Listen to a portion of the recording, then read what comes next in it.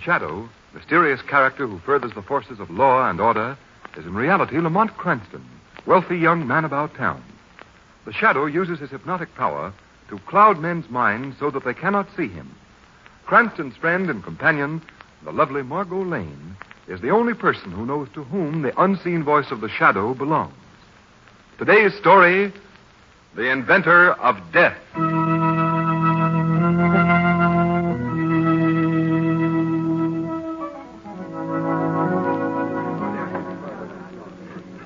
Lamont, this is really fun. I thought you might enjoy it, Margo. When you asked me to come to an exhibit at the Hall of Science, I began trying to think of fast excuses about sick grandmothers. Oh, really? Yes. I pictured a lot of stuffy old men mumbling in their beards about relativity or something. I see. This is really exciting. Look, what's that over there? Well, they have a sign up. Let's find out. All right. Demonstrating the scientific marvel of the age. The mechanical man. Mechanical man? That's what it says. It walks, talks, answers questions. Although made of metal, it can duplicate many things that man can do. Well, come on, Margo. We can't miss this. Oh, Lamont, you've seen robots before. Yes, but you never know when one may be different, more advanced. Well, I'd like to bet this one's no different from the rest. Well, you I can. beg your pardon. I couldn't help overhearing what you were saying just now. I hope that you'll forgive my intruding, but I think if you do go in, you'll find that this robot is entirely different from any that you've seen before. Oh, is it really? You seem to know quite a lot about it. Well, yes, I do. As a matter of fact, you see, I invented it and built it myself. Oh, really? I know I shouldn't be out here in front talking to perfect strangers about my invention, but you see, I'm very enthusiastic about it. Well, naturally. Come on, George. They're waiting for you to start the demonstration. Oh, well, of course, dear. This is my wife, Mr. Cranston is the name. And this is Miss Margo Lane. How do you do? How do you do? How do you do? My name is Alton. Mr. Alton? Well, aren't you coming in to watch? Oh, yes, certainly. I was trying to persuade Mr. Cranston to go in anyway. Wasn't I, Lamont?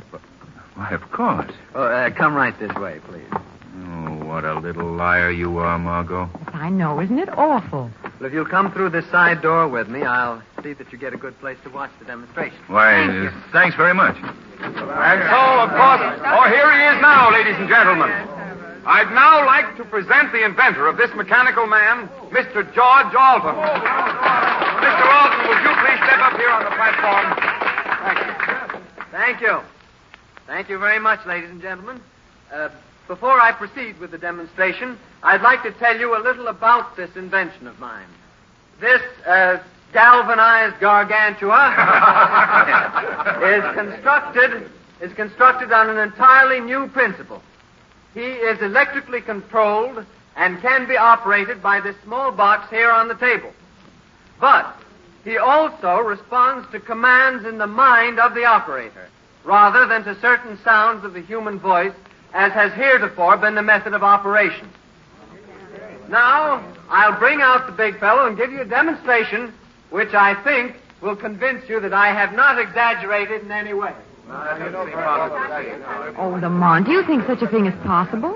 Well, in the realm of science these days, Margo, anything is possible. I suppose so. Lamont, don't you know it's rude to stare? Oh, was I staring? I'm sorry. That man over there in the crowd interests me. Who? The hunchback? Yes. You notice anything peculiar about him? Peculiar? Yes, I'm speaking of his size. Size? What do you mean? Have you ever seen a hunchback so tall? Why, no, I don't believe I have. Now, ladies and gentlemen, I'd like you to meet my mechanical man, whom I have named Henry. Roll it right out here, if you please. Well, speaking of being tall, look at that robot, Lamont. It must be at least 10 feet high. That's right. I'm now going to order Henry to step down from this little platform that he's standing on. Now, you will notice that I don't give him any particular word. I just think the command, and Henry will obey. Now, watch.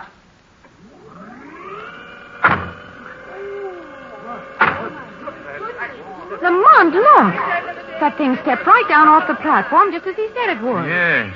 I will now ask Henry to answer a few questions.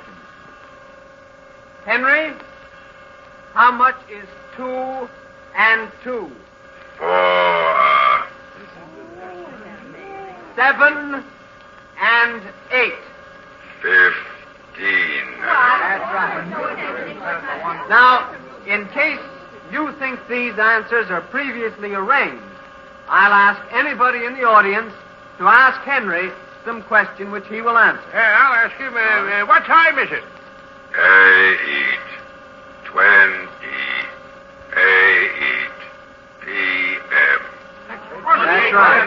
Why, Lamont, this is weird. How do you think he does it?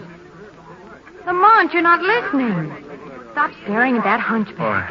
Oh, I'm sorry, Margo. I was watching his expression. Just look at him. Why, his face is all contorted in pain. Not pain, Margo. Hate. Hate? Why? Well, unless I miss my guess, it's hate for your little inventor, Mr. Alton. Now, I'll ask Henry to walk among you and pick up various objects which I will call out from the platform. Now, please, ladies and gentlemen, don't be alarmed. Henry is perfectly amiable and obeys my orders implicitly. He wouldn't harm a fly. Well, that may be so, but if that two-legged tank's going to walk around here among us, brother, I'm getting out. Well, I'm very sorry to lose you, sir. I guess I'll have to show you that Henry is perfectly harmless. Lamont, if Henry toddles this way, harmless or not, you'll find me joining the parade to the exit. Ladies and gentlemen, please. Now, you see the young lady sitting on the chair at the other end of the platform. That is my wife, who is not afraid of Henry. Therefore, I'm going to ask him to walk over, pick her up in his arms, and carry her back to me. And you will find that she is none the worse for the experience. All right, Henry. You know what I want you to do.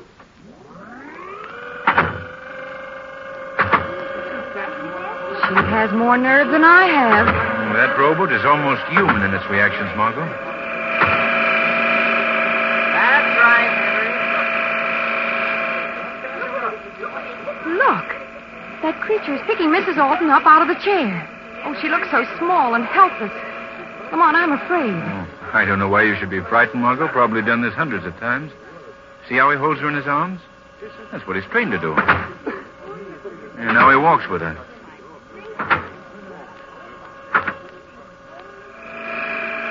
Well, look, Lamont. The robot has stopped. Yes. Good Lord! No, Henry! No! Mrs. Alton is struggling to get down. Put her down! Put her down this minute! Margo, something's gone wrong. The machine is closing his arms about her. He'll crush her. Stop it, someone! Put her down! Put her down! You're killing her! Stop! Oh, my God!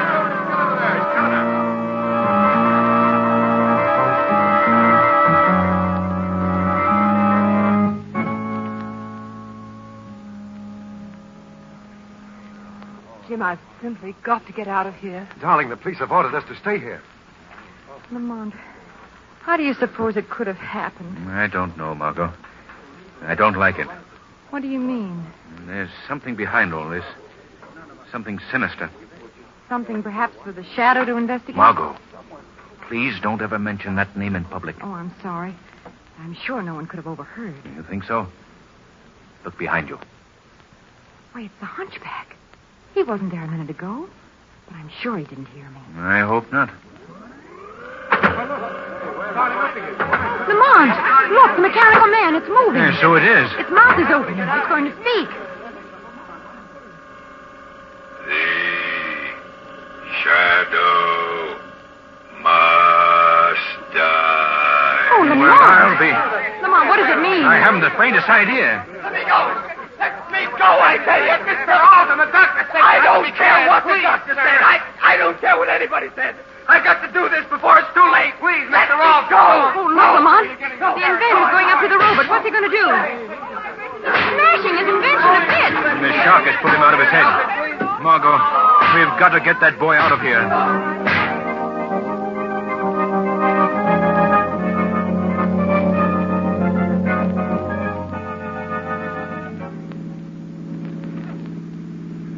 Drive a little slower, Margo. I think he's going to sleep. Oh, Lamont, the poor fellow. Yes. I imagine that outburst when he broke the machine relieved the nervous tension. He seems relaxed enough now. What a shock it must have been to him to see his wife killed in such a horrible accident. Yes.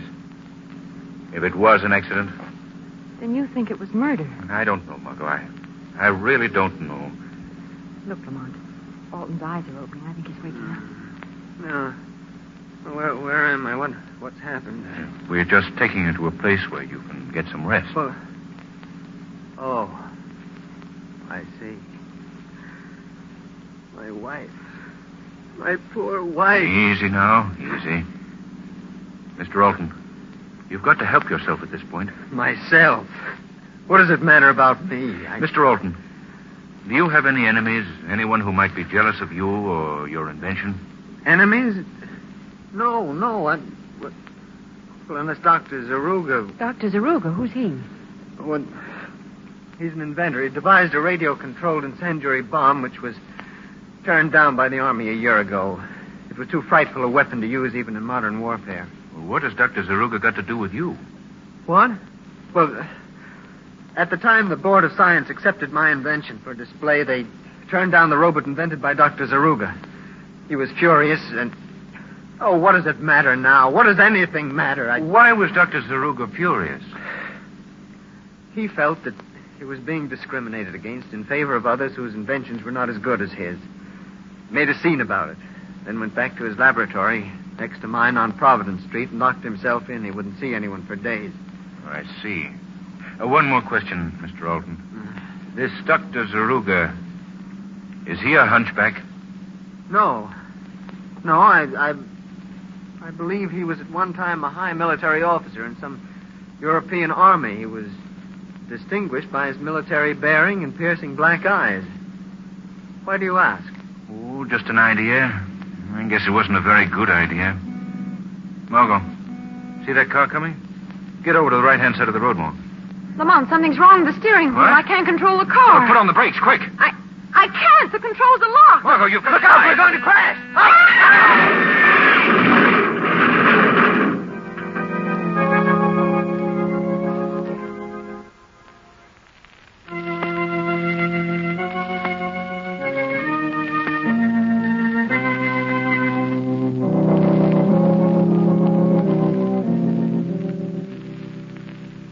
Dr. Yoon, how do you think Mr. Cranston's going to live, sir? Why, of course, Alan. Of course he's going to live. Takes more than a simple automobile smash-up to permanently damage a man with the physique of Lamont Cranston. Yes. Even if he has been unconscious for 24 hours. Yes, I hope so, sir. When Mr. Cranston comes to, Ellen, see that he stays in bed and keeps those bandages on his arm. Yes, a very good doctor. In bed, bandages on arm. I'll do my best, sir. Good night, sir. Good night. Bed, bandages on arm. Oh, dear. I'd better write it down so I shan't forget it. Oh, he's coming to. Mr. Cranston, sir. Alan, what happened? What am I doing here in bed wrapped up in bandages like a Christmas package? Don't you remember, sir? You've been unconscious for 24 hours. If I've been unconscious for 24 hours, how could I remember? Well, yes, sir. Quite so, sir. Well, what happened? How did I get here? You're in bed, sir. Let me see now. Oh, yes, keep in bed, bandages on. Keep in bed, bandages on. Stop mumbling. How did I get here? Why, you were in an automobile accident, sir. Yesterday, your car ran off the road and overturned in a ditch. Automobile accident? Yes, sir. Oh, yes, of course. And the others? How about the others? If you're referring to the young gentleman who was apparently riding in the car with you, sir, I'm afraid, well, that is... Dead? Yes, sir. His neck was broken in the crash. Oh. What about Miss Lane? Miss Lane? Yes, Miss Lane, you idiot. What about her? What happened to her? Was Miss Lane riding with you in the car? Was Miss Lane riding... Alan, what's happened to Miss Lane? Speak up. Well, I don't know, sir. There was no sign of her at the scene of the accident. The police just reported finding you and the other gentleman. Alan, give me my clothes. I'm getting up. But, sir, the doctor said in bed and bandages... Blazes with the doctor. But I've got to find out what happened to Miss... Mr. Cranston, if you go out now with the condition you're in, I shan't be responsible. You're just flying in the face of Providence. Providence, that's it. That's it, Alan. Providence Street. It's a wild hunch, but it may be a good one. Now, hurry, man. Give me my clothes at once.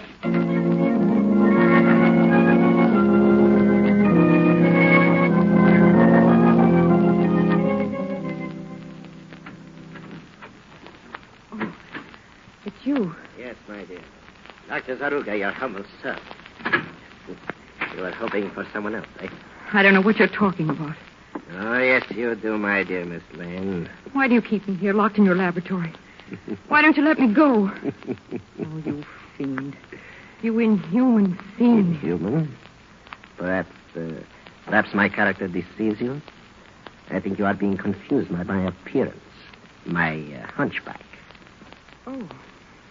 Why, you're not. No. That hump on my back contains the electrical equipment by which I not only control my own inventions, but those of other inventors, who, unfortunately, are not as brilliant as I am. Then you're not a cripple. No. No, I tricked them all. Silly fools. They wouldn't look at my inventions. So I caused your car to crash off the road, killing that little upstart orphan. I made his robot run amok. I forced it to kill his wife. Oh, you... Now, what do you think of me? I think you're a madman. A maniac. Oh, that poor girl. Seeing her crushed like that. Oh, you murderer. Oh, you still don't believe I'm the greatest inventor the world has ever seen. Well, I'll show you. What are you going to do? Why are you keeping me here? Because, Miss Lane, I overheard you make some reference to the Shadow. The Shadow? Yes. You see, I have always wanted to meet the Shadow. Meet him on my own grounds. Because the Shadow is the only man who could possibly ever unmask me. I thought perhaps if you disappeared, the Shadow might try to rescue you. Oh, no. But I see I overestimated his powers. The Shadow has not appeared. Therefore, Miss Lane, I am going to slightly alter my plans. I am going to give you a treat. What do you mean? I am going to demonstrate for you a robot I have invented. When you have seen it, I think you will admit that a terrible injustice has been done me. No. No. You will see it. Of course, you may not survive the demonstration. Oh, no. But that can't be helped. As a matter of fact, it's just as well. You know too much about me. Oh, stop. Stop taunting me. I keep it in a secret compartment. I open this panel. Oh. And there it is. Oh, how ghastly. I admit it is not a pretty sight. You see, my dear, your little friend Alton built his robot for constructive uses to benefit mankind. Mine is for destruction, a weapon for war. Imagine a regiment of robots like this marching against flesh and blood men. How horrible. And now, I will show you how he works. Robot, step forward 3 paces. Oh, no. No, don't. Please. Now, I want you to go to that girl. No.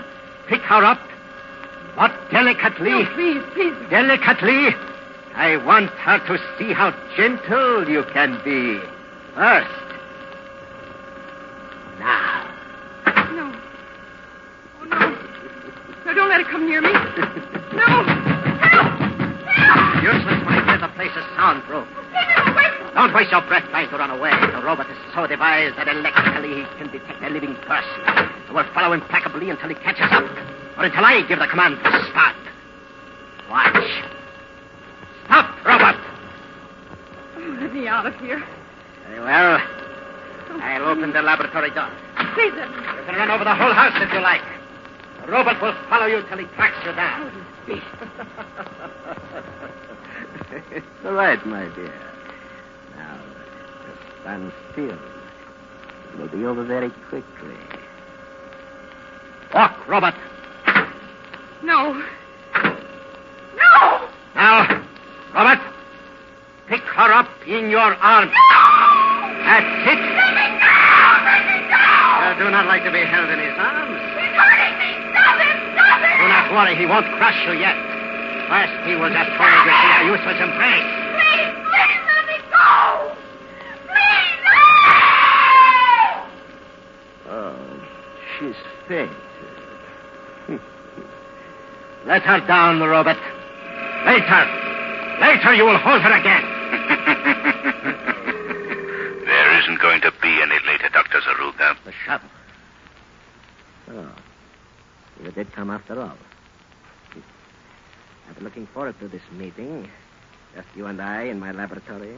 You expected me then? Yes, that's why I kept the girl here. I knew that you would come to us. I see. Very clever of you. I've been waiting to meet you for a long time, Shadow. Meet you and test my powers against yours. Just what are your powers, Zuga? I am the greatest inventor in the world. I have the greatest mind in the world. That's a modest estimate. You doubt me, then? Perhaps when we are finished, you will think differently. Finished? With what? You will find out. You see that robot? He is my servant, my slave, obedient to my every command. He is not bound by human limitations. He can see you, Shadow. He can see you.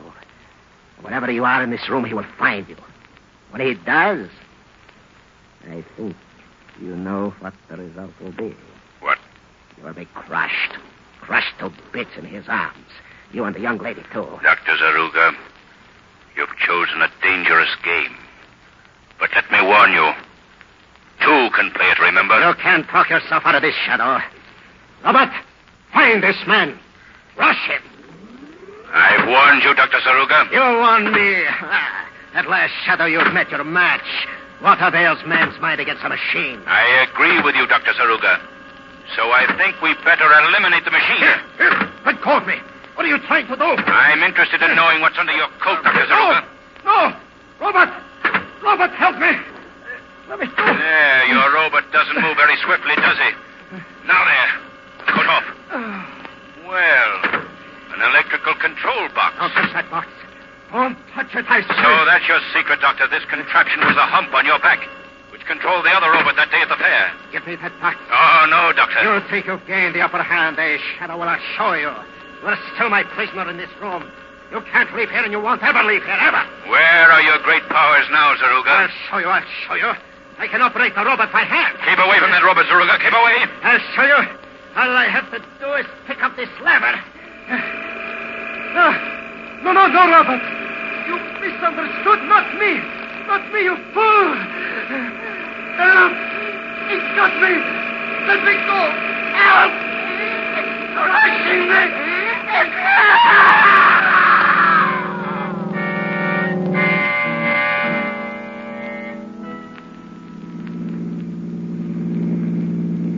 You feeling all right, Margo? Well, I guess so, thanks. It does seem good to be out of that place. Yes. They're destroying Zaruga's robot. It's a pity in a way. Those mechanical gentlemen might be very serviceable if they were properly directed. Oh, you think so, huh? Well, after my little experience with the doctor and his mechanized murderer, I'll think twice in the future before I even use an electric toaster.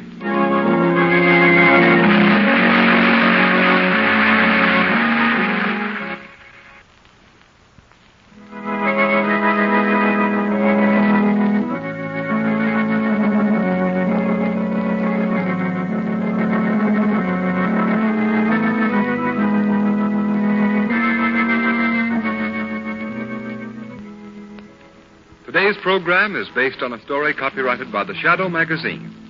All the characters and all the places named are fictitious. Any similarity to persons living or dead is purely coincidental. The Shadow magazine is on sale at your local newsstand.